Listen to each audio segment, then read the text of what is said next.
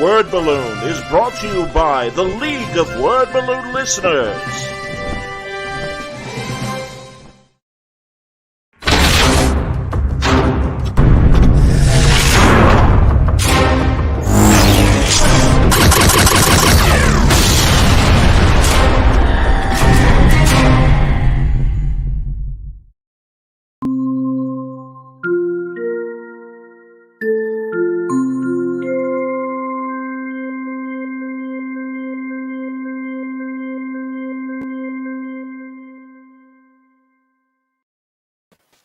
Not a hoax, not an imaginary story. We're back with a new Trek Watch.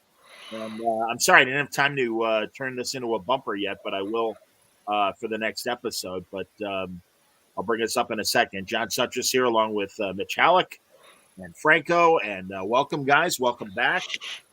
I'm glad. And, I want to also, Mitch has had a tough schedule. Franco has had tough schedules as well and also is well behind. And now we can talk with Franco about not only Picard up to episode 8, but Star Trek Prodigy and Discovery. And I'm very excited about all this. And Lower Decks, all of them. And Lower Decks, yes. Sure. Well, did we talk about Lower Decks? I don't know. I can't remember. Yeah. Well, the peanut gallery's filling up, and it's good to see everybody. Thank you. Yeah. Well, where to begin? Why don't we get Picard out of the way? Because also I have a great article that was on thegamer.com really succinctly, and I'll just give the bullet points of why this critic thinks Picard is just such a disaster. I really quickly say that I liked the first 2 episodes. Thank God I spoke to Mark Bernardin, our good friend, who we have a lot of respect for as a writer of not only comics, but screenwriting as well, many great streaming TV shows. And he was on staff for season 2. And I'm glad I talked to him before I saw the 3rd episode, because literally it was like watching the 1929 stock market crash just plummeted with quality in each episode. So, but feel free, boys. What do we think after 8 episodes? Well, honestly, when you called up and said, "Hey, can we do the show?" and I'm like, "Why?" Yeah. Like a warm up for Brave New Worlds, or Strange New Worlds, which we'll likely obviously talk about, and that's going to be something fresh to talk about. Yeah, I liked the first couple episodes, and I was like, "Ooh," there's hope for this. I'm liking the direction. I'm liking where this is going, but no. Especially, Langley is right. Especially after that last episode, I don't know what's going on anymore. Well, and 3 or 4. Sorry, Mitch. 3 or 4 episodes of nothing, and such little movement of the plot that once again, Steve Shives is another YouTuber that honestly loves Discovery, but will point out flaws. Was disappointed in season 1 of Star Trek Picard, and this year flat out hates it. And he's 100% right, and they do this on all new Trek. They meander for 8 episodes, and then or in the case of Discovery, 14 or 15 episodes, and when they're down to the last 2, then it's a sprint. And it's like you have no concept of how to pace a story. Right. Yeah. Well, are we at the point where we're making excuses for this? Because I'm sitting there, I liked the first 2 episodes. I was all set to talk. I said, "Oh, this is going in a good direction." And then it became like, I don't know what, like a bad soap opera. And the acting was soap opera-like, and the storylines were there, and the setups were there. And I said, what happened? So, again, trying to give them a break. Like, well, they filmed it during COVID. They're probably not allowed to have a big crowd, so that's why there's a lot of 2 people scenes. And I'm making all these explanations for stuff. But I'm like, this is a show's history that once did a black soundstage with just 4 characters. 1 didn't even speak. And they had Kirk, Spock, and McCoy, and they did the empath. And it was one of the, I don't want to say the best, but it was it was interesting. Entertaining. You watched it. Yes. And here I'm watching Cagney and Lacey from space. Cagney and Spacey. They go on a trip. They're stealing cars. There's car chases. And then you got Data over there twirling the mustache and raising his fist like, "I'll get you, Picard, because you ruined my daughter who's like an experiment." And I'm like, what? Didn't they make a big point of, we really have to watch out for altering the timeline? Yeah. Let's not kill any butterflies. People have been killed. They stomped on they those stomped butterflies. them. They stole a cop car. They freed a bus of ICE illegals, and and I mean, my God, it's like the amount of like butterflies they are just smashing.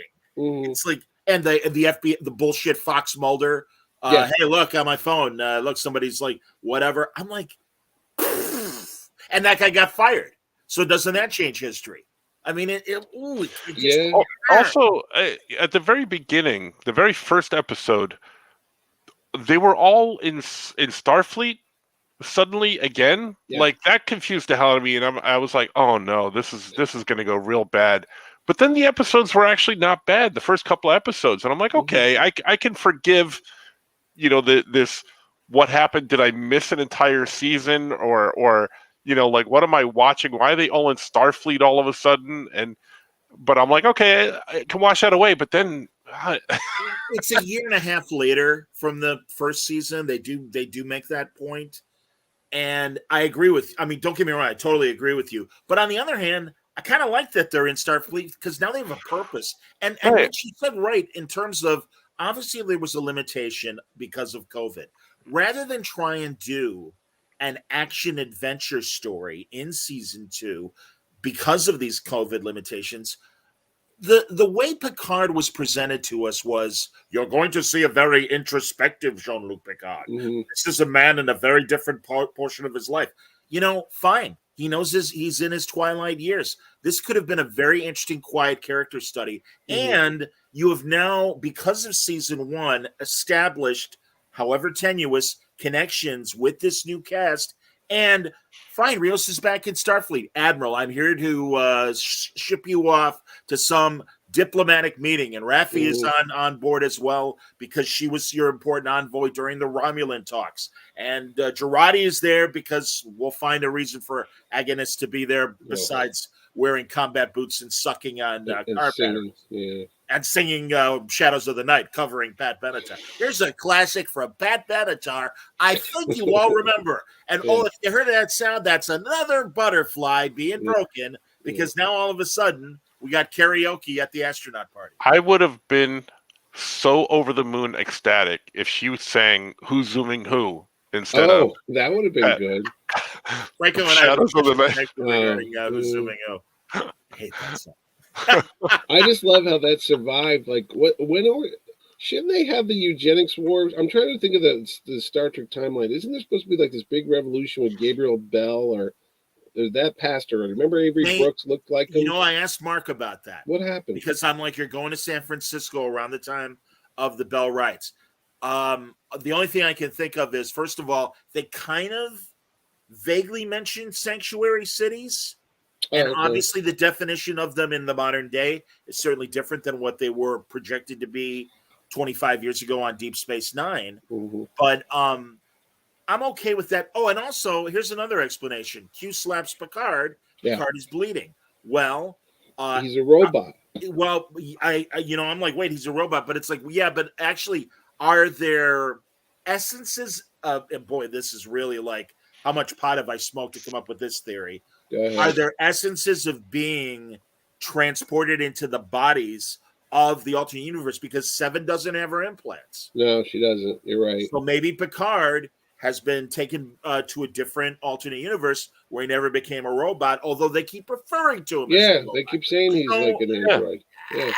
Well, when he's in the animal clinic there, and they scan him, how do they not know he's not whatever he is? Right. Well, I was like, is he like a replicant, like in Blade Runner, where they have like blood and guts, or is he like Data, who used to bleed yellow or something? Did he? I don't remember him really bleeding yellow, but I remember when they took him apart. He had machine parts and stuff. Well, yeah, but I just don't remember any fluid actually coming out of Data. But all right. But also, wouldn't it have made more sense to take Picard back to the ship, the La Sienna or whatever, where there's a medical 24th century bio bed, rather than the stone knives and bearskins, as Spock would say? No. Crystal Ball has to take his new chick there to impress her. Well, here's a dumb thing. When they crash landed, and he's like, "Oh, the Chateau Picard." I thought Chateau Picard was in France. not Yeah, in they're Northern in France. California. They're- I was like, no, oh, it's they in are in France. California? No, No, they are were in France. They had the French policeman approach the Yeah. ship, and that's when Borg Torso, my favorite morning Oh, show. yeah. Borg Okay. Poor Torso. torso. And she That's my beamed them to favorite Swedish morning California? show. What's now?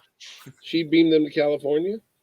Yeah, well, they kept bouncing Yeah. back and forth from California from the ship. Uh, That's another thing. Ship doesn't have any power. Oh, let's go into Chateau Picard to get warm. Yeah, meanwhile, we're going to transport you here. Yeah. Right. Board Queen has got things wired back. I'm like, you know, does the cloak still work? Because now every time we cut to the ship, rather than see kind of a cloaked outline, see the tree. it's like, hey, there's the ship in the middle of the vineyard. Well, Okay. They lost budget as the episodes went on. I told you, the storyline is so odd.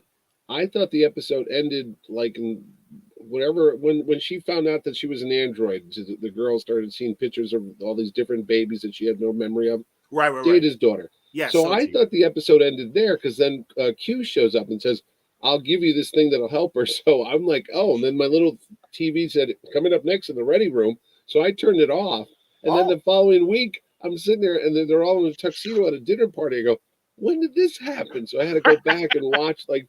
But it's so sad is this show's so bad you don't even realize you've just missed 10 minutes of it. I like that you don't like the show so much that you're like, oh, it's over. Click.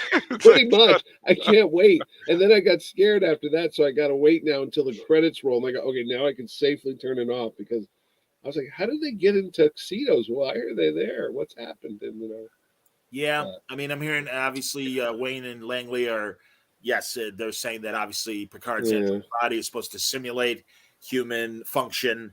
Again, that really wasn't clear back in the first season, but whatever. It's so unnecessary, and that's one of the things is they just filled 8 episodes with so much unnecessary information. I don't need. I mean, time is of the essence. And hey, how about Raffi and Seven? Hey, how come everyone's talking about Rios and Agnes kissing? They should be focusing on our relationship. What?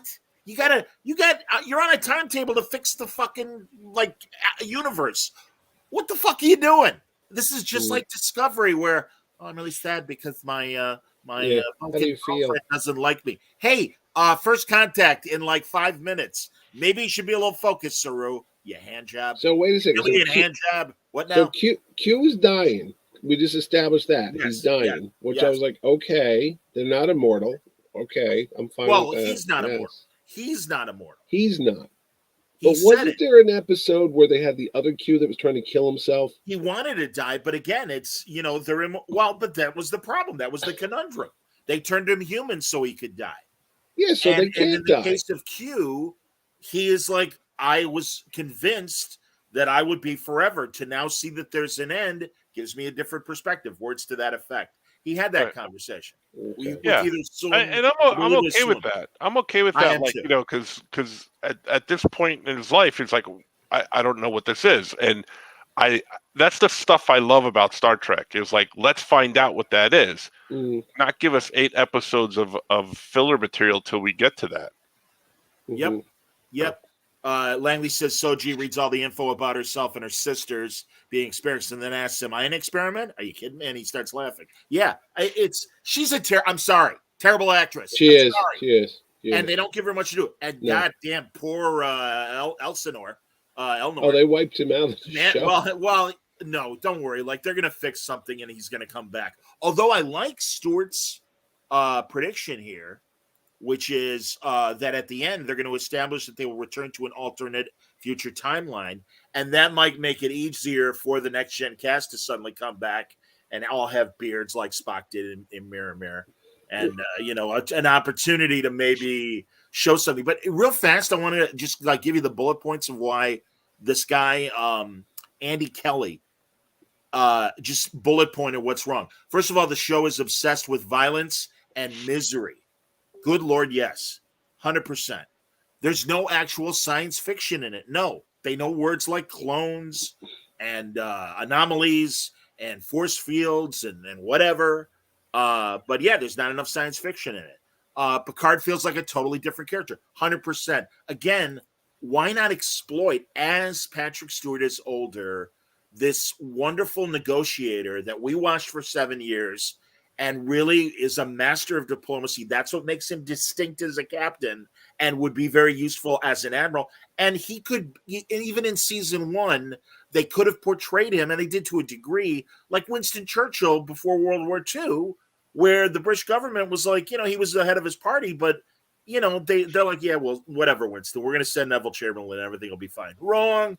And that's the thing. And he really could be like, they could have much more interesting intellectual problems that, again, would not only fit his personality, but fit the fact that he's, at an age that it would be better.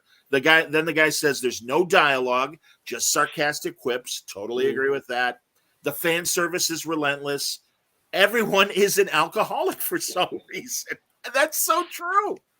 Jesus, they all drink and mostly to forget. Here's to you, big ears, or whatever the hell he says to the Irish Romulan, who isn't a Romulan, but is a Romulan, and she's Gary Seven's race. She's everything but being Irish. What the shite? Yes, of course, I'm an alien. Leave me alone. What's wrong with you?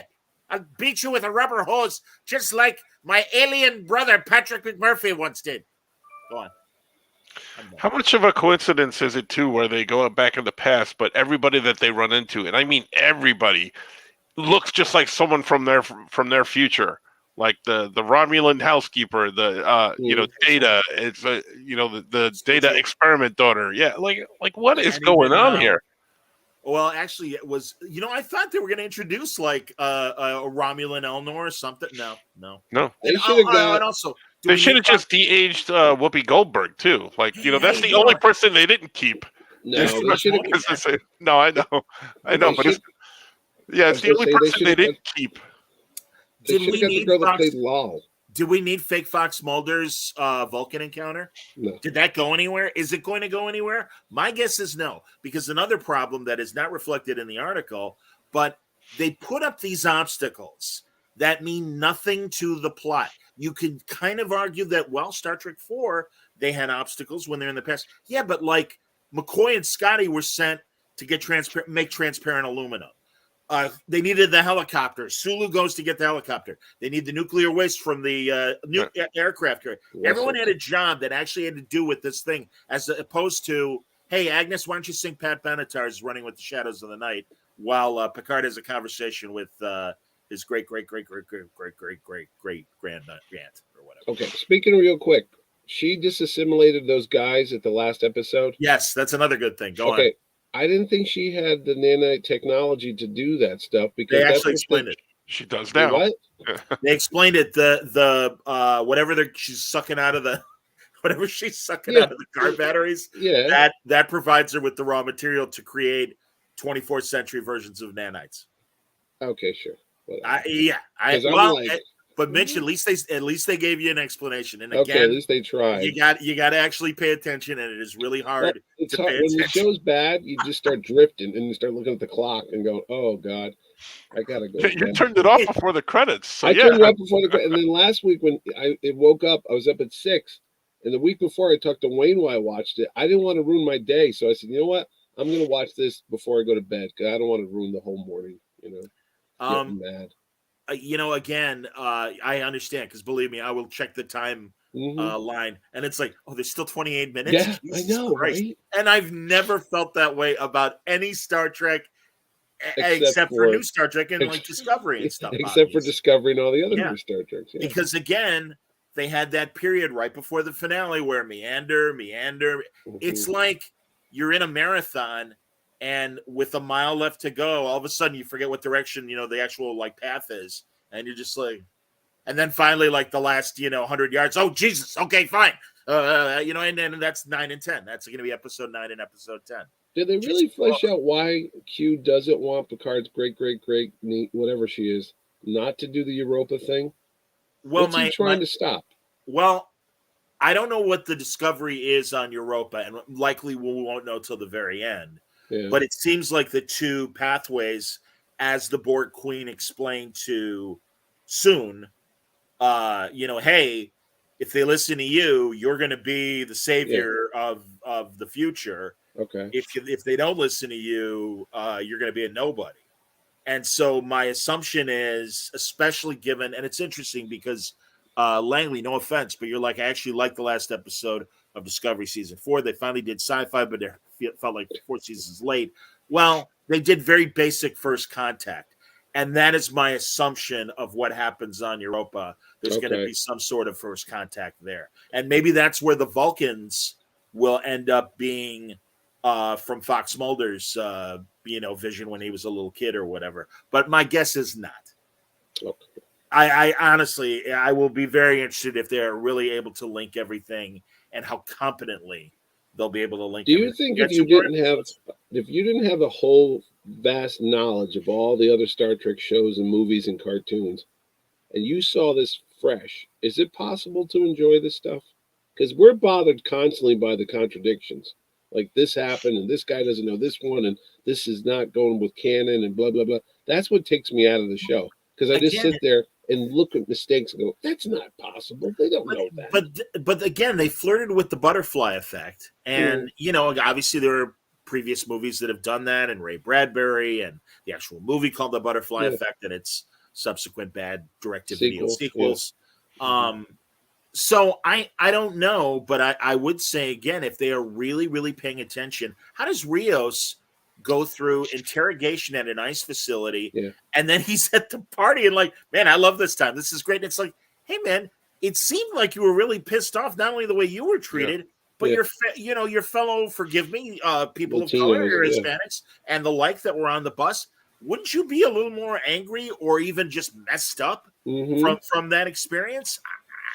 And instead it's like, hey, man, it's an awesome cigar, and I really like those crab puffs. See, I figured he was going to stay behind. I said, they want to end the show. He stays in the past with that woman, but it's a different reality. So, and you wonder what is going to happen with this cast, given what they've told us already is going to happen in season 3, with all the originals coming back and the confirmation from the showrunner, Terry Matalas, hey, these aren't cameos. They're all really back for next year. Now, again, maybe, Q was back and he was only in half the episodes, but that's a lot of cast members all of a sudden if you keep the La Siena or whatever the hell it's called.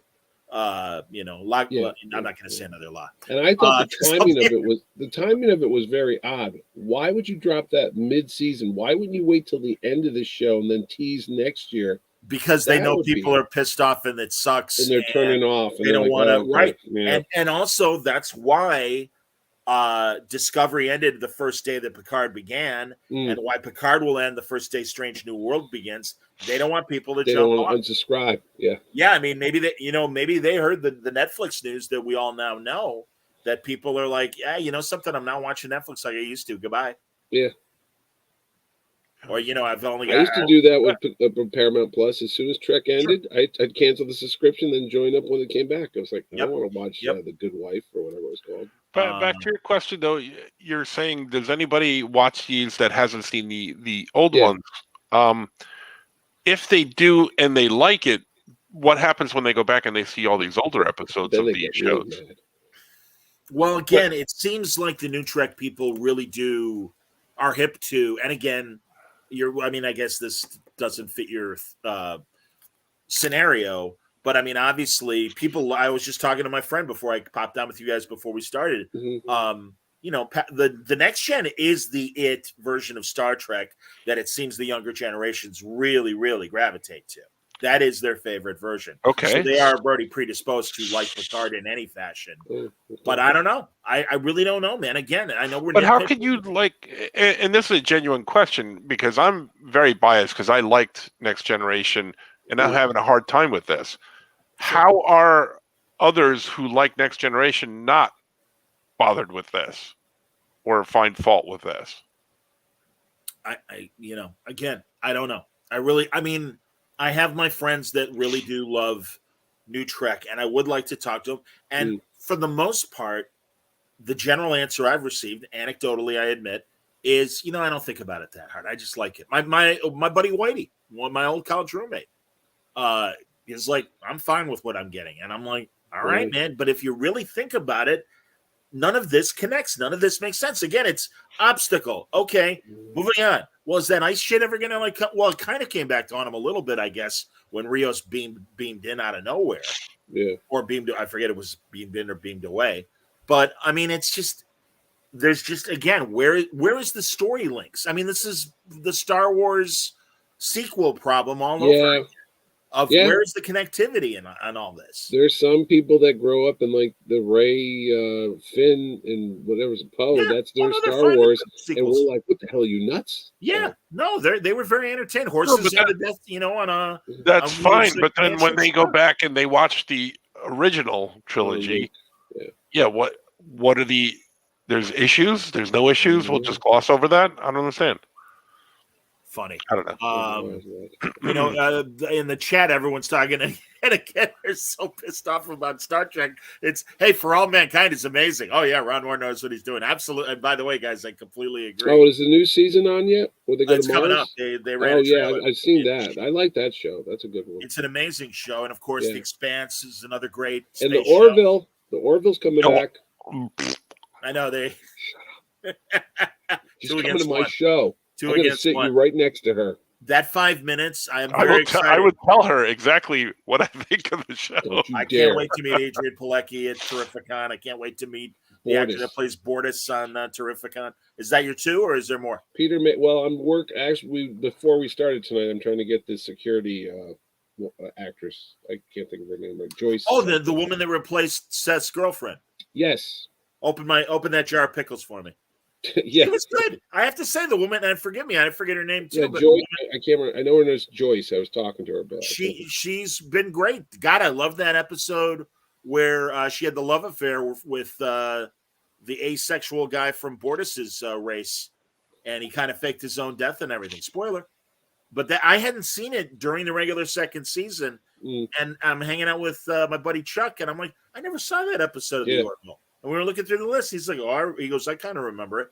And I'm like, oh my God, this is a really good single episode. It would be another one I would recommend to you, Francis, if you didn't see it. I saw them all. Does Hulu have more? I don't think you know this, but does Hulu have more subscribers than Paramount Plus? I believe so. I think Hulu does because they're coupled with Disney now. Disney, yeah. Right. And also there's the bundle, which I believe will be the eventual solution to a lot of this oversaturation. Yeah. Not in the case of Netflix necessarily, but some of these other fledgling streamers will likely bundle together. God, CNN Plus could not have failed quicker to my satisfaction. And I'm so glad it did, because it's like, this is unnecessary. You want to impress us? Make it part of HBO Max. Make it part of Discovery. And really, what was CNN Discovery and HBO Max should bundle the way the Disney products do. What was that news that you don't? CNN Plus was it only lasted like 7 weeks, or no, not even. No, but what was 30 something days? But I think that was because the new owners took over and said, yeah, we don't need this. They were not getting that big of a response. It was video podcasts and other special programming, so it doesn't interfere with the 24/7 news cycle. And they hired Chris Wallace to do an interview show that would have been more slice of life and not just politics. Yeah. And exactly, Mitch. Exactly. It's like, you want me to pay for that? Right. It's like, how about no? Yeah, I mean, it's I think I'd watch that over some of the new Trek, to be honest with you. Yeah, there's that. Yeah. So anyway, I mean, Disney Plus, as Langley points out, is number 2, and it's Disney, as he's saying, Hulu. Plus, they were second after Netflix was created. Yeah, from a historic standpoint. Yeah, no, they've got very big. They got very big popular shows. No, I'm just saying because Orville's a big budget show, I guess. And that's on Hulu. Nobody knows what's going to happen after season 3 of The Orville. Yeah. Seth MacFarlane seems to be like, okay, that's enough for me. Yeah. And whether it continues or not, he's like, that's Hulu's decision. But I don't know. Everyone's like, well, does that mean you're leaving and you're not going to be involved? What's going on? We'll see. We'll see. I mean, they have a great former Star Trek structure to balance on. Let's talk about Discovery and the way it wrapped and everything while we're talking. Oh yeah, I thought that was it for the show. I was like, the series is over. I didn't know. It seemed like it. Oh no, put a ribbon on it. I'm gonna go out and say that I liked it better than I had the other seasons. Mm-hmm. I agree with that. Yeah, but yeah, still issues with it. But I did. I did like it more than other seasons. I like some of the pacing. I like some of the episodes. They seem to be not so much. Oh my god, cliffhanger! Oh my god, cliffhanger! Oh my god, cliffhanger! It was a more kind of one and dones with the thread of continuation, which I was more okay with. But again, as Langley said, although I disagree with him about the finale, he liked it. It meandered, and yeah, man, I agree with what you're saying, Francis. And I do also think that it was a step more in the typical Star Trek mold. You had Tilly taking the recruits on the away mission, and maybe you even had. I thought it was kind of weak, but at least an attempt to show international diplomacy and all the different alien races. How are we going to deal with this new phenomenon? And Book trying to plead his case of how he wants to handle it versus Burnham. You had the gambling planet, but again, it kind of meandered. You didn't get enough information, and I think, again, it would seem to me, and I say this as a layman, but you spread your breadcrumbs a little bit more so that we're getting some bit of information as we travel through these episodes. Otherwise, much like Picard, I think season 4 of Discovery could have been a 2-hour movie. And the whole season? That way. The whole season. The whole season. Yes. Because not enough happened. Again, it was there's this new thing out there and it's destroying the universe. Okay. Oh my God, it's a life form. Well, we need to communicate with the life form. All right, and we'll do that. I mean, that's the basic story of season 4. It was V'ger. Yeah. Well, exactly. And it's Nomad and V'ger. I mean, it's like, no, that's an hour long or 2 hour long problem, not a 10 or 14 hour fucking problem. And again, it's because they just meander with, Saru's girlfriend doesn't like him anymore. Oh, I don't know what to do. Fuck you. How about that? And then they had to go through the also, barrier at the end of the galaxy. Blue and Red.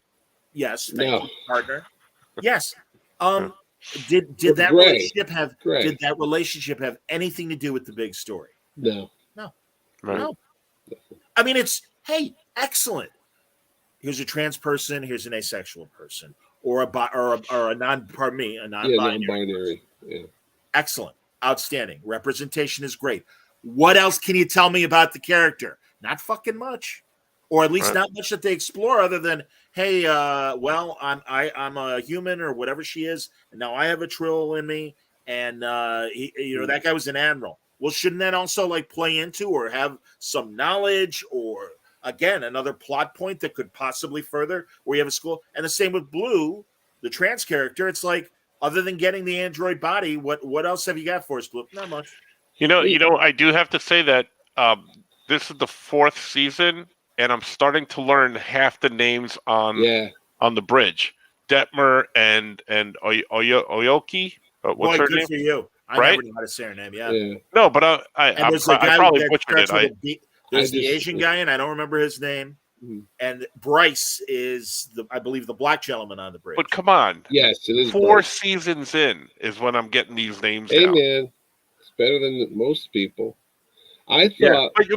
But my point was, what does that tell you? That they're bringing those characters in more to the episodes and featuring them doing things where in the first 3 seasons there was none of that. Right. Yeah. And I agree with you, Franco. That is a positive. I will give you that. But again, not enough of it, and have it focused and have it. I mean, I guess in the case of Aoki or whatever her name is, forgive me. I think her MMA skills. Her MMA skills were valuable on the gambling planet. Okay. Right. All right. See, I keep waiting for some big payoff that's never coming. Like when they had the guy from Saru's race that caused the burn and all the ships to blow up and stuff in season 3. I said, that character's going to come back when they have this big cloud about to destroy the Earth, and he's going to it's going to be like Black Bolt. He's going to show up, he's going to open his mouth and wipe this. But they never connect all the other strings. No. You know what I mean? It's like you're watching this whole 10, 12 episode epic, and then that's it. Just put it on the shelf, move away. Well, and again, I will say this and put myself out there. Listen, I love Stacey Abrams. I have a tremendous respect for her as a real politician that is having an impact on American society. I am glad she's out there. Yeah. I didn't want her cast in Star Trek. I say this as a liberal. Yeah. I have a real problem with them putting such a, for lack of a better word, provocative political figure, a current provocative political figure. If I were a conservative and a Star Trek fan, and they do exist, I would be very insulted by that, in the same way that if, God forbid, Ron DeSantis were suddenly presented as it took you out of the story, didn't it? It took you right out of the story. Yeah, it did. And also, listen, and I know she's a massive Star Trek fan. Give her the set tour, photos with the cast. By all means, plaster the shit out of that. I'm a huge Star Trek fan. They haven't asked me to be on the show. Well, that's what. But there is that great picture of Reagan from the '80s, visiting the Next Generation set. Do you think people freaked out when Melvin Belli showed up back in the '60s? Well, that's literally what I said. Doing there? Yeah. That's literally what I said. I'm like, not since Melvin, and that's one of the shittiest original series episodes. Yeah. So if people are like, well, they did that, it's like, yes, and it sucked. So it's like, maybe learn from the mistakes of the past. No. And again, we love Stacey Abrams too. She's great. She is amazing, and thank God she's out there. But this wasn't Catherine Hepburn. You don't know what they're going to do with her character in season 5. She may fix the whole thing. There's no question. There's no question. Absolutely hilarious. It's like what's the Medea guy's name when he was in Star Trek? He was in Starfleet. Tyler Perry, yes. Yeah, I'm sitting there watching the movie. I go, is that Tyler Perry? And it just takes you out of the movie. You're like, well, at least he's an actor. I know, but it was an like, actor. Because even go back to Christian original Slater. series movies, and when what's his face from Pump Up the Volume, Little Jack Nicholson. That's what I said, Christian Slater. Yeah, Christian Slater. Yeah, exactly. when he showed up in the hallway, hey, we got a thing. I'm like, what the hell is this? You got hearing problems, mister. Yeah, when he tells him. Sorry. Oh, I'm sorry, sir. Can you stand in the light a little bit? Because you look a little creepy because I can't see who you are. You know? Langley had no problem with Stacey Abrams, but thank you, Langley. You get what I mean. And I appreciate that. Thank you. Because honestly, like I said, it's like, I'm like, oh, man. David, I still get weirded out when I see David Cronenberg show up. I go, well, again, but he's in film. He's in the business. So, and truly, to his credit, at least he's been interesting. I still don't know what he's doing other than being weird. Yeah. And wearing the glasses. I'm not Ted Danson. Look again. Yeah. So, yes, Langley is correct. Christian Slater was there because his mother was the cast. His mother, that's true. That's right. He stole the uniform. Yeah. Absolutely. Hey, I'm sorry to wake you, Captain Sulu. I like the two best lines of Sulu were in that movie. You have hearing problems, mister? And then fly it apart then. Fly it apart then. Let her fly apart. I love those two lines. Don't tell me that was, what does he say about the shockwave? Should we report that to Starfleet? Are you kidding me? Yeah, are you kidding? Exactly. Because I love how space is like a boat. You know, that's how space works. Like a wave comes and everything falls back and forth, and his coffee cup goes like that. I don't know. A planet explodes might actually cause some shockwaves. I don't know. That was proved in the when our moon exploded and sent the moon base Alpha. No, when the Death Star exploded in the special edition, the ring came out from the center. Yeah, so if you're up here in the ship, that won't affect you. You're fine. But it goes at your wave. Why don't we use an exploding Klingon bird of prey like 20 times? Hey, that's a good effect. And that would be really expensive to replicate. Show it again. And the fact that the perspective was so much in Star Trek 3, I thought that Klingon ship was as big as the Enterprise. Then you find out it's this little tiny thing. I'm like, wait, the way they filmed it, I thought it was huge. But... Michael says he loves seeing James Callis, of course, Baltar on Battlestar Galactica, on Picard Trek. That took me right out of... Now, I'll tell you why that took me out. Because... I love that actor, first of all, and I'm glad that he was on Star Trek. But how close does he look like Bashir? Yes, right. At first, I'm like, "Oh my God, it's Bashir!" Yeah, and why is he putting him in a Starfleet uniform even more so? Yeah. Right. Yeah. No, I was texting Wayne. Why does Bashir's voice sound so bad? He goes, "Because that's not the same actor." I go, "Oh." Well, and again, we hate to nitpick, but it's like, we have the great Q Picard episode Tapestry, where we see Jean-Luc's father. He's got a receding hairline. And then, in Picard's mind, his father's like, well, you got to live older than me, but at least I got to keep my hair. And it's like, neither are true, sir. I'm sorry, but we've been watching reruns for a long time, and neither are true. And again, it's like, also just that whole thing. And again, there's still a door that needs to be open in Picard's mind regarding his mother. Yeah. But I mean, that was really bungled and really poorly executed. The whole thing. I mean, his memory. And also, again, first of all, where's Robert, his brother, in all this? Oh, yeah. No, he's not there at all. Wouldn't it have, couldn't you have had? Well, they died. They died in the fire. No, that hasn't happened. You know what I'm saying? Yeah, you know what I mean. Back when he was a kid. Yeah. I'm confused again now. No, Yeah. we could have teenage Robert, like, hey, mom has special problems, leave her alone, or I don't like you playing with mom that way. Something. Yeah. Now, do you think they're doing that? Do you think they're doing that? Like, the writers in the room are like, no, I know he has a brother, but let's not introduce him because it'll confuse the audience. Like, I don't understand why they just like decide to cut family members out or just not introduce them at all. Or he's like the Chuck Cunningham of Star Trek now. You don't know what happened to him. Just disappeared. Renee Cunningham. I told you, I'm watching the show. And they're talking about the mother's telling him stories and stuff. And he looks over at her and goes, I want to be like you, Mama. I go, uh-oh. Where are we going with this? An untold story. Yeah, maybe, Picard is going to change genders. Jean-Luc Picard. I knew it. That's why his name was spelled that way. Look, my new robot body has given me interesting improvements on my physique. I was watching and I go, no, whatever. We could, I'm happy to talk more about Discovery, but also I wanted to get in a little Prodigy talk because that was one of the shows that Mitch and I talked about. But Franco, you never. I loved it. I thought it's the best Trek of the new crop so far. Mm-hmm. I really did. I agree with you. Yep. It had the fewest problems, if any, and it was a good adventure show, despite it being a tweener show. But I think it's a great Trek show. Never mind tweener show. Like they have this established bad guy who's going after them, so that's your thread throughout the season. But each episode has been great. I loved it. Yeah, I would agree. I thought the Ferengi pseudo mom for Dal was really interesting. The two-parter where they were on the planet and it would give you your heart's desire or whatever.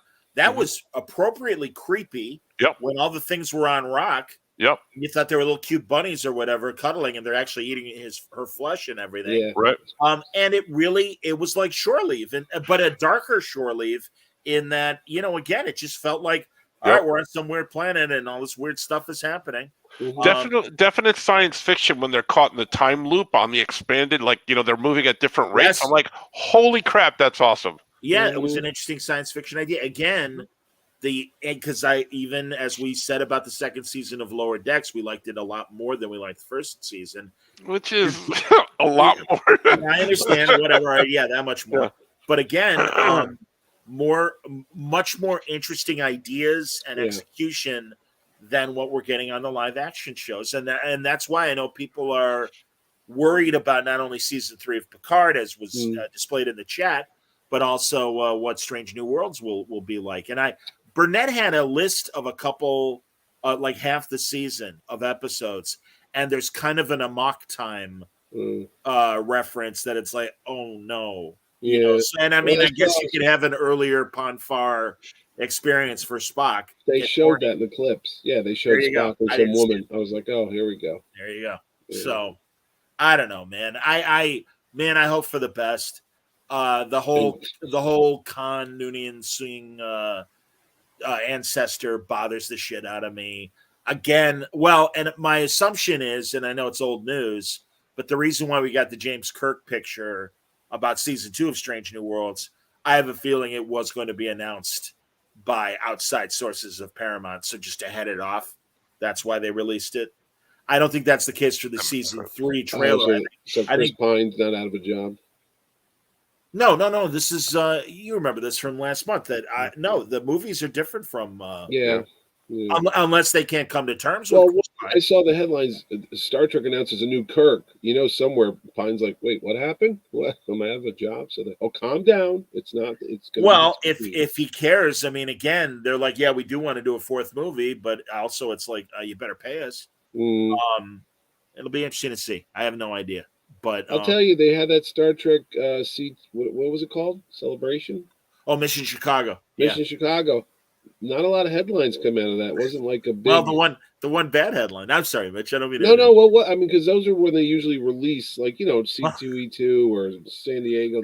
Here's a big new thing, kids, and I didn't see anything that week. You can find videos explaining what they're selling, but they made the unfortunate announcement of, "Hey, guess what, kids? Star Trek's getting in the NFT business," and they were roundly booed because. Good Lord, especially in this age of leaning even more towards the liberal end of things. Gee, NFTs, you mean those things that are terrible for the environment? Server farms that and are exclusionary and the cryptocurrency Ponzi scheme of it all. It's like, boy, what a great idea, guys. Congratulations. Star Trek fans, yeah. And, man, Jesse Gender is a trans person. Okay.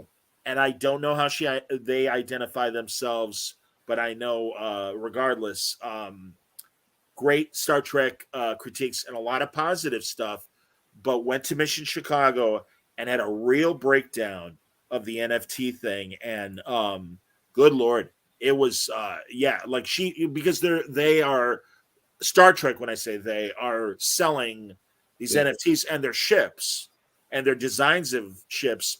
And Jesse presents some of these because they're on you can go to the website where they're selling them and see how much they're going for and all this stuff. But like, they're not cool. Yeah. And also, again, it's like, as they pointed out, meaning Jesse,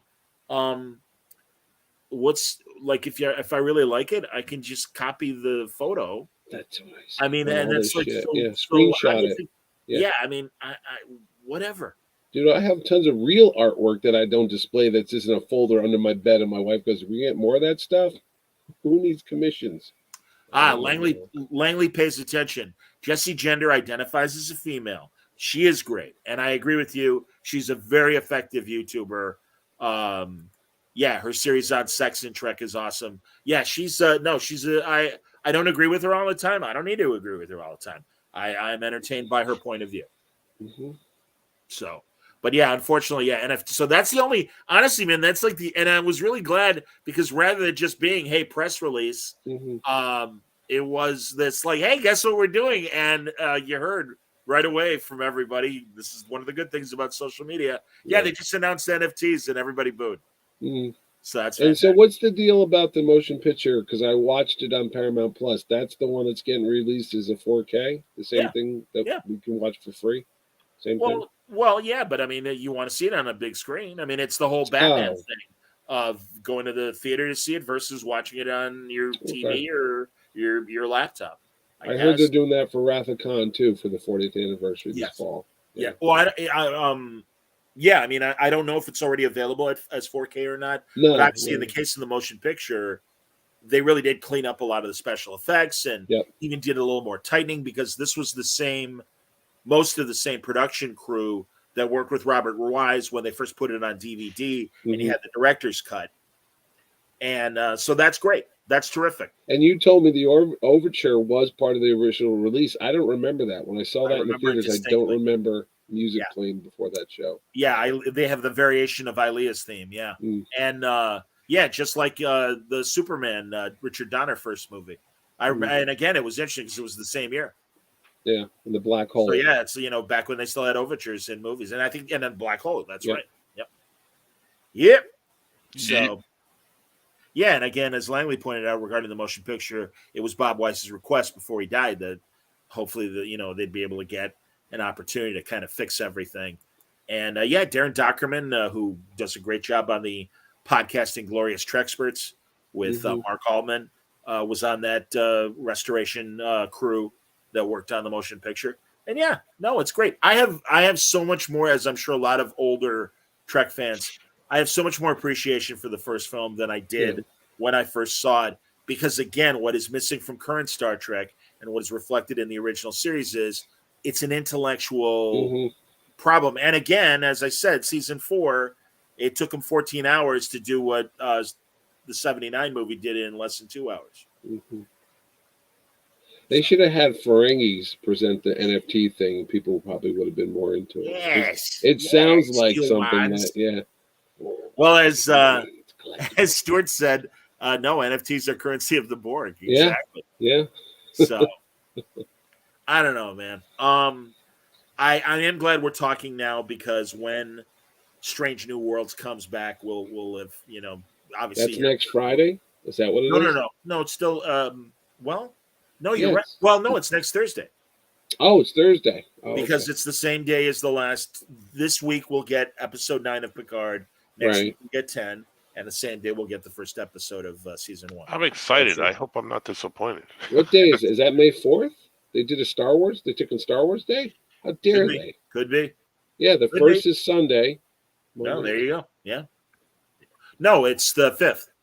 Oh, okay. Thank God. Because Monday's the 2nd, so therefore Wednesday's the 4th. Yeah. You don't want to do May the 4th, and it's a Star Trek day. Man, have a 5th on us, much like most of the live action Star Trek, Picard cast does.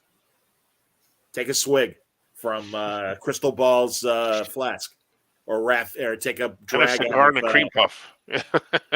Take a drag out of Raffi's. Dragon weed. Yeah, a little dragon weed. Yeah. Nice. Happy 420, Raffi. Got you some dragon weed. Maybe she needs to smoke that dragon weed to chill her out. She's so she's real uptight. Yeah, she's all right. This season, she's like high strung. And again, much like the Raffi 7 relationship being like just this one camera shot at the end of season 1, I do know there's an audio. And I haven't listened to it yet, and I am curious to hear it. That an original audio story that takes place between the seasons, and it's just Raffi and 7, and it is Jerry Ryan and I forget her name. Forgive me, Raffi. Raffi. I'm going to call her Raffi. Isn't that the puppet guy and the kids? Raffi. So, but I much like that. I was going to say, the whole Elnor. Oh my God, he's like my son. And by the way, why don't you even make that illusion of, well, my relationship with Elnor really replaced the lost relationship I have with my son? Nope, that's in the rearview mirror. Oh, yeah. A pregnant Vulcan or Romulan that your son knocked up. Yeah. Oh, she has a son? Nope. Dropped him out of the story. He's still there. No, he's Chuck Cunningham. Exactly. That's another Chuck Cunningham for you. Back in the 25th century, we have many Chuck Cunninghams. Exactly. And Agnes, as Lately goes, Raffi and Agnes are the worst written characters, even though they great. Yeah. Yeah. We didn't talk about her acting. Oh my God! Last week it was like watching. Remember Saturday morning cartoons? They had like Jason the Star Command. Yes. And the bad guys would act like that. That's what she reminded me of. Because now that she's like the Borg Queen, her delivery is a flat, monotone, unemotional. I just don't know what the hell she's doing. It's so bad. It's just like, wow, she's really overacting. But she's not overacting. She's just like, I will speak like this, as this is the way a Borg Queen will do that. Yeah, I don't know. I don't like her. Well, I like her. I won't deny it. And she looked great in the red dress. Yeah, but the funny thing, and I'd have to, this would force me to go back and rewind and watch this, and I don't necessarily want to. But as Wayne pointed out earlier in the chat, when he goes, it's pretty lousy when the one thing I want to know about Agnes is exactly when did she change her shoes from the formal shoes she likely wore at the astronaut banquet to the combat boots. She kicked the shit out of Raffi and Seth. I want to know. She took them from the guy in the bar, but that denotes her change in character. But listen, if we're going to talk about characters that we're really interested in, we got to talk about Tilly before the episode.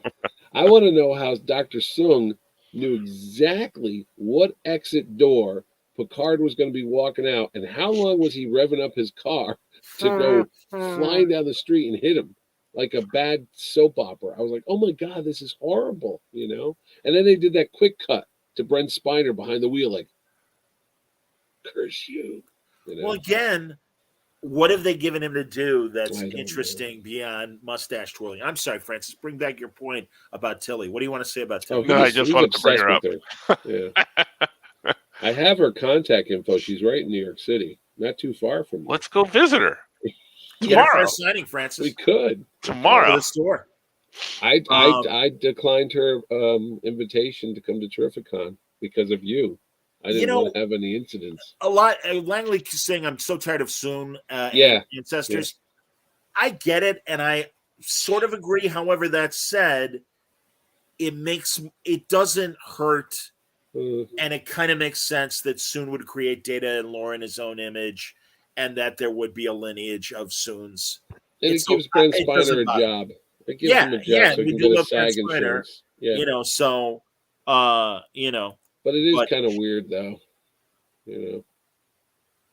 So there you go. I don't know. Again, so wait a minute. If he doesn't have any kids, are we just going to chalk it up to an alternate timeline? Because if he doesn't have any descendants, because they all die, how is he going to have the other Dr. Sung that's going to make Data? Well, again, this is the alternate timeline. Yeah. And perhaps he did have a daughter in the correct timeline, and again, that as he is trying to perfect artificial life, he has his daughter, that the daughter is what he had in mind. I don't know. I love when we have to explain the stories. It's like, we don't get paid. Well, and writers, and we have to explain the plot holes. Like, they make us work for it, I guess. But again, not in a very positive way. And it could be solved with more scenes and dialogue that actually fit in the goddamn thing that you're presenting. Yeah. Rather than, like I said, I'm mad. Nobody's paying attention to our relationship. You know what? You know what would have been a good story? If they go back to City on the Edge of Forever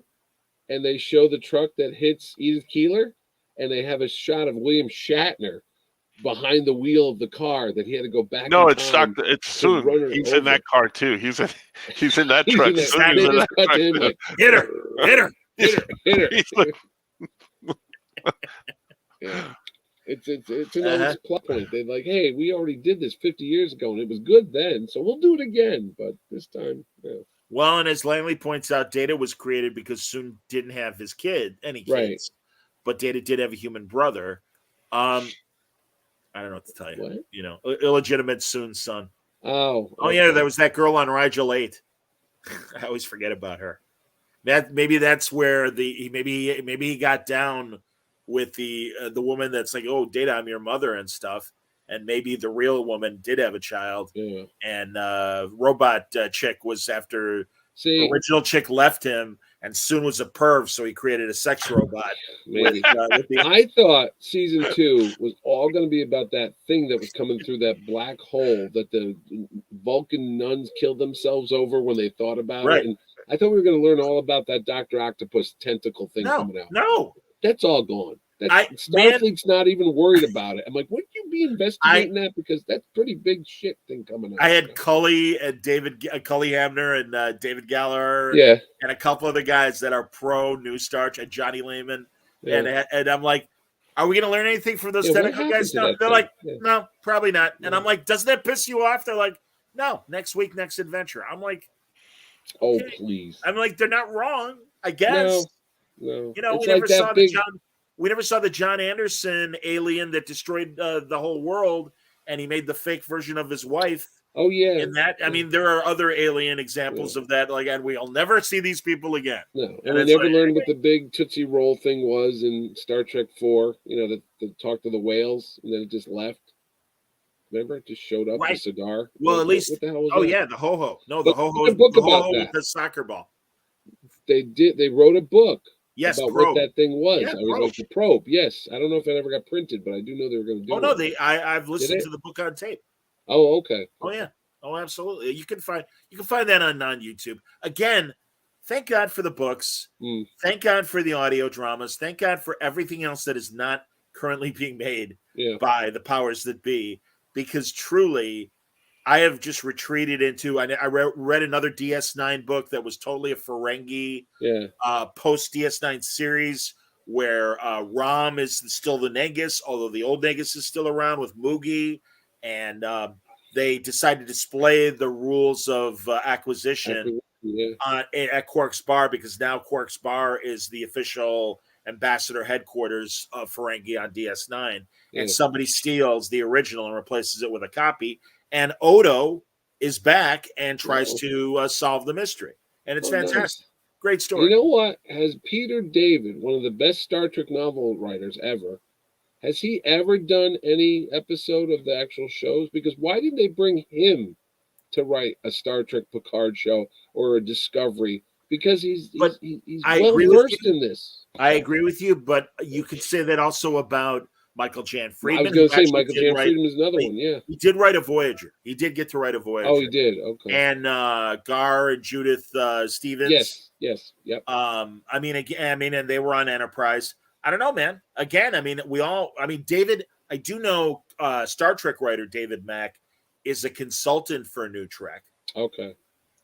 But no, I agree, man. No, because they're so good at these novels. They know the characters. And that's why I told you too. If you had told me it's this hard to write, how many episodes, Picard? 8, 10? 10. Something like that? 10. You have 30 years of like backstory and stuff in movies. How hard can it be to write 8 episodes? They used to put out 20 something a year. 26.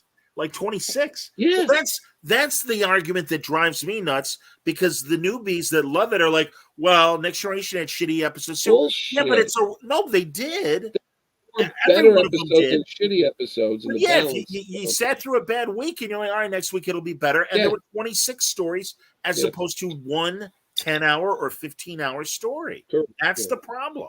Yeah. They put all their eggs in one basket, and that's why I'll be watching very carefully on Strange New Worlds and see if they live up to their promise of that. No, it's going to be more episodic. I don't think you're going to be disappointed in Strange New Worlds because you don't have a common point of reference to be other than that Cage episode. What are you going to be disappointed as far as Pike goes, but you've got Spock, Uhura, and Chapel, and even M'Benga. But M'Benga, there's enough room to tell any story with M'Benga. But Chapel, Uhura, and Spock, they can fuck with that. They're gonna. I mean, everyone is worried as they introduce this new James Kirk for season 2. It's like, all right, how are you gonna fuck with him? Because you probably are. I mean, again, hey, Spock's dyslexic now. Uhura's gonna be a lousy driver. That's gonna be her ailment. That's gonna be her affliction. Chapel's gonna be like Doc Martin and probably get like nauseous in front of blood or something like that. Christine, this could be repaired. Come back. No, Anson Mounts though. Is he going to be like banging everything like Kirk used to, or? Oh, he won't. Give me a break. Really? I thought he'd be like James Bond. Betting no. You think Chris Pike is going to be screwing every blue alien and green alien? Like a 60s, like a throwback. No way. I don't think they'll go that route. Either. Yeah, I love you, but I would bet you cash money that ain't going to happen. Because it would offend somebody? Yeah. Yes. Yes, that's too misogynistic. And I'm okay with that. That's fine. There again, Jean-Luc Picard, you had Vash, you had Crusher, you had the but you had Riker who was banging woman, like rabbits. And or Lieutenant Darren or whatever her name was. I mean, she had like an occasional bopping of Picard, his wife from the flute episode. Yep. You like that? Universal Sign Language for flute, everybody. How you doing? Yeah. But no, that's funny. Wayne's like, Pike has eyes for number 1. No. Yeah. I mean, they might do it. Or the other one, the athletic one. This one will produce. That's right. That's Lieutenant. Lieutenant Colt or Ensign Colt, whatever her name was. She just had eyes on Pike. She wanted Pike. Yeah. He's like, she's got strong female drives and seems to be very receptive if you were to ask her out for pizza tonight. Yeah. Nope. Yeah. Oh, and of course, there were alcoholics on the original Cage. That's right. The doctor was mixing drinks. Dr. Boyce taking a martini for him. How else are you going to have a nice martini?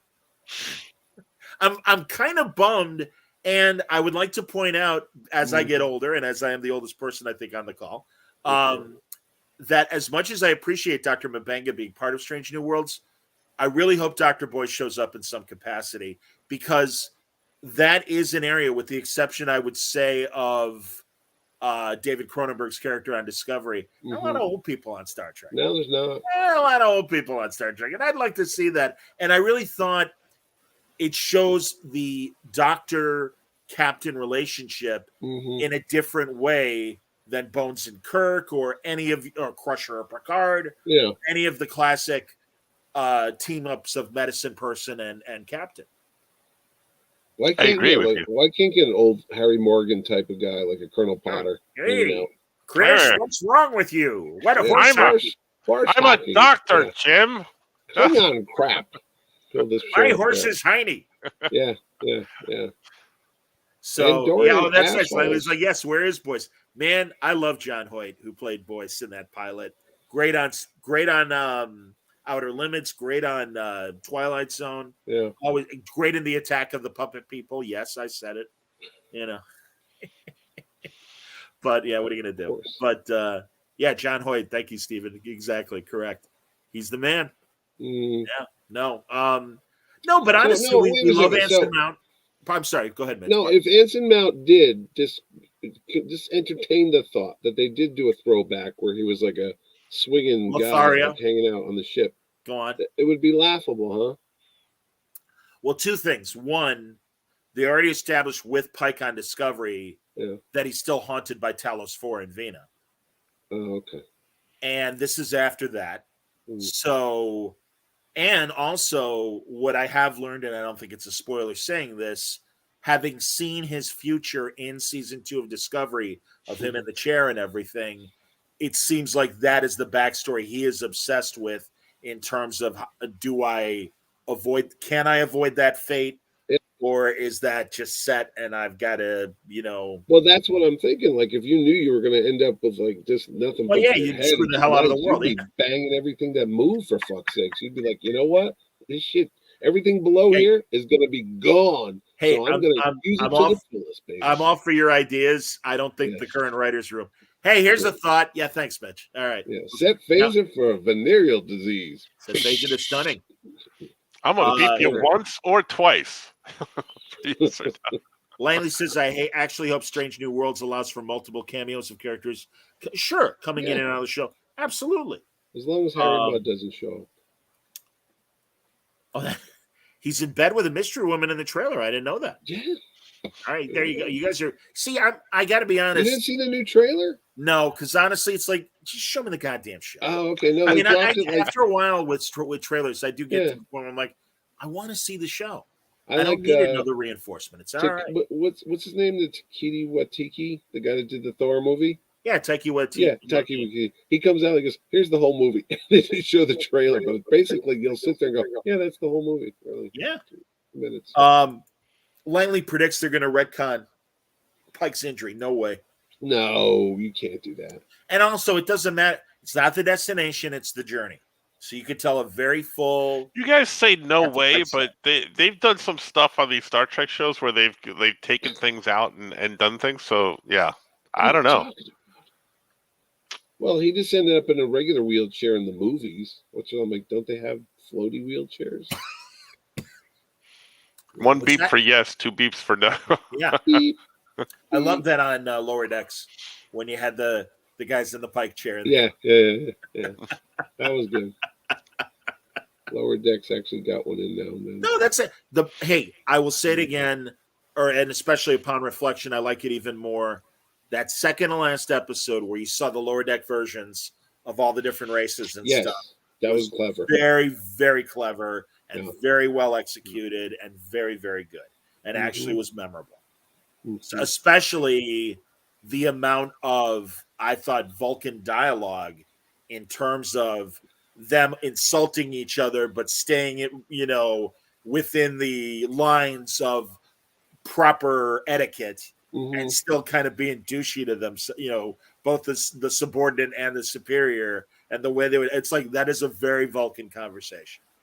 And it didn't end with even the original series movies, I believe, go to hell would be the proper. It's like, yes, I disagree with you, Commander. By the way, suck my Vulcan balls. Have you noticed Patrick Stewart's acting on Picard is very tired? Yes. Yes. I did too. he's- I was like, is he's that old, is that a dude. conscious effort on the actor's part, or is he You playing know, it that way, or is it without just seeing him in he's anything, old? without seeing him in anything else, Yeah, I don't know other than interviews. yeah, he's And in again, interviews. that's why, as opposed to forcing him in this action adventure where everybody's running around, look, we need to. It's like, yeah, all right, old man, let's go. Yeah. Yeah. But instead, yeah, why didn't they make it what again we were promised in terms of a more introspective, slower character study? And they're trying to shove in this, my father was very rude to my mother. We don't care. And apparently you didn't care Well, for 80 fucking years, and now all of a sudden no, and then the thing is, they build next season is the final season ever of Yeah. Picard. This is Yeah. it. Yeah. But they've already kind of ruined it by killing him off in the first season because he's in a robot body. So it takes away from the whole well, he's going to die again. It's like, well, technically he's dead already. Just like Data died twice. Yeah. At this and Nemesis, when he got blown up, and then don't worry, we got Beta here, or whatever the hell. I know everyone's been waiting for me for 10 B4. episodes to show up, but please kill me. Well, You know what I find really difficult to believe that it's Tom Hardy. Yeah, Looks so different in each iteration that he shows up in. He's Bane and he's Shinzon, and he's just a chameleon. That guy. Oh yeah, look wise, right? Absolutely. When we should shave our heads and come on the show. I don't think I'd look good that way. I hope Stuart's right. Final season of Picard, and then next that would be something. First season of Riker. Well, again, Riker's pizza and bacon. Maybe with the old cast coming in for season 3, perhaps there's an opportunity to do what I've heard rumored, which is specials and movies, and you've got 5 shows. That would be great. Anthology show. Give me a Scott Bakula Admiral Archer show. Give me a Kira Nerys post DS9 show. You know what? You remember way back in the day when they had Columbo and Macmillan and Wife, and they would alternate the movies? That's what they should do here. Oh my God, yes. Yeah. But hey man, they were making a Khan series with Nicholas Meyer, and that got that's right. And that got spiked. So again, Stuart, exactly, anthology show. Well, honestly, the way DS9 wrapped up, and you got O'Brien saying, "Oh, I'm going back to the academy to teach." It's like, and again, they've been trying to make this show for over 25 years. Starfleet Academy. Yeah. And again, every great commander and lieutenant and admiral and captain can come back and be a guest star, and okay, we're going to take you on an away mission. I mean, good Lord, you could do that with everybody. Captain Sulu, Admiral Sulu. Right. I mean, you could just do anything. Why didn't that ever get off the ground? Because I've heard about that for 20 years now, 30 years now. Right. Even Harv Bennett wanted to do Starfleet Academy and stuff when he was still producing the movies. And they were just going to do it with Tilly now, weren't they? Wasn't that the story? She was getting her own show, Starfleet Academy? Yeah, maybe. Well, no, as I understand it, the rumored Starfleet Academy show would be set in the Next Generation or the post-Picard era, and not the Discovery era. But maybe not. Maybe it is. Maybe it is going to be. I mean, it would make more sense of brave new era of we can explore again, and like they said in Discovery, we need new cadets. So I'm not against it. No, that's what Walking Dead's doing. That the show's wrapping up, but they've got a new anthology show where they're taking all the old actors from different seasons, and they're going to be one-off episodes or two-part episodes. It's like, oh, here's Michael Rooker. But how's that? He died 10 years ago. But that's okay. It's a little side story that you didn't know about that we're just going to tell you. Langley says he thinks Tilly was at the academy to facilitate her pregnancy. I didn't know she was pregnant. I didn't know that either. Honestly, I mean, she got so heavy on, and I don't mean to be rude, but it's like, how's she still? I was told she's doing a project on Broadway with her husband. That's what when they contacted me about Terrificon. That's what they were telling me. They didn't mention a kid. I honestly don't know. I know. Do you? Yeah, it's gonna look a lot like Franco when that baby's born. All I know is even though I got my honor from Illinois State University, I had a Miss Mission Chicago, and as much as I truly appreciated the honor, I'm still bummed that I missed Mission Chicago because the next mission will be in Seattle. Where is your award? Have you shown the viewers? It's in the box. Award? I mean, I can really show it if you guys want to see it. Oh yeah, I think so. Hold on. Keep talking. Say something else about Star Trek. Star Trek. I don't Sucks really know. bad. I think we said everything there is to say about Star Trek at this Yeah. point. Somebody asked me the opening Picard. They said, "Did anyone else notice it looked a little vaginal like when the Borg thing opened?" I go, "Yeah." Well, if you think that is the We issue, don't check talk out my about hardware. that. Yeah, there we go. Yeah. I'll zoom in, everybody. Hang on. Last thing. I like it. Well, I also at Illinois State. There is now a plaque with my name on it. Yeah. Give all the inductees this lovely teardrop Wow. kind of vaginal looking. Nice. I was going to say, yes, glass vaginal thing. Is that for all the blood, sweat, and tears over the years? Yes, for your career, for your lifetime achievements in your career. We give you the glass vagina. Yeah. Thank There you. you go. Thank you. You can make a pipe out of that, John. No, God forbid. Absolutely. No, I do love it. And it really was. I knew about the plaque, and I'm like an idiot. I did not even take a photo of the plaque. Oh, come on. Back in the summer. I swear, I was just so overwhelmed by the night. I'm like, oh yeah, I forgot to take a picture. But when I got I was, very shocked. I was the second person that spoke. And I saw when my friend Keith went up first, Keith Porter. I'm like, oh, cool. We actually do get a trophy. That's very nice. I'm like, I was hoping to have something at home to reflect, beyond my stare diploma. at it. You could throw it at the screen at Star Trek next week. So, no, thanks everybody. That's very nice. Everyone's being very kind and saying congratulations and stuff, and that's great. Thank you. Yes. So I don't know if we're going to try and talk this week or we're going to try next Monday for the season talk about finale. episode 9. Oh, you got to talk about the season finale of Picard. Oh no! I'm saying though, like if you want to do one this week, I'll probably be around this week. We'll see. Yeah. Okay, well, maybe we'll try for either Thursday or Friday. I don't know if there's any movies opening, Mitchell. No, next Thursday is Doctor Strange. I'll be at that one. Oh, there you go. Yeah. Well, maybe Friday. Yeah. All right. Yep. Cool. All right. Thanks, everybody. Great comments, and appreciate you all sharing the frustration that we have. What else can you say? But thanks a lot for watching, and make sure you join us next time, where we'll talk about episode 9 of Picard at the very least on Oh Yeah Trek Watch. Thanks for watching, everybody. Bye-bye now.